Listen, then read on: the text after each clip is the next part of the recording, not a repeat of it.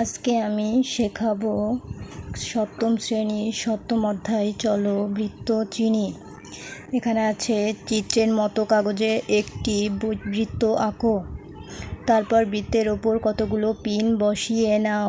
লক্ষ্য রাখবে ব্যাসের দুই প্রান্তে বৃত্তের ওপর যেন দুইটি পিন থাকে। রাবার দিয়ে চিত্রের মতো ব্যাস ও জ্যা তৈরি করো। প্রয়োজনে পিনগুলোর গোড়ায় বিন্দু দিয়ে চিহ্নিত করো। তারপর বৃত্তের ব্যাসার্ধ, ব্যাস, জ্যা, উপচাপ, অধিচাপ, অর্ধবৃত্তসহ সকল অঙ্গ নিয়ে সকলে আলোচনা করো।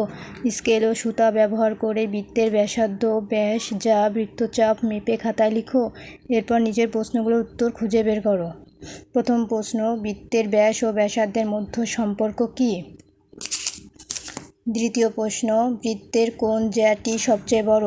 তৃতীয় প্রশ্ন, সবচেয়ে বড় জ্যাটিকে আমরা কি বলে থাকি?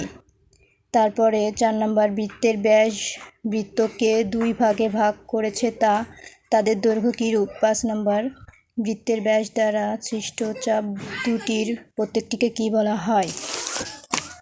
উত্তর 1 নম্বর, 2 নম্বর, 3 নম্বর, 4 নম্বর, 5 নম্বর। প্রথম প্রশ্নের উত্তর, বৃত্তের ব্যাস হলো ব্যাসার্ধের দ্বিগুণ, অর্থাৎ বৃত্তের ব্যাসার্ধ হলো ব্যাসের অর্ধেক।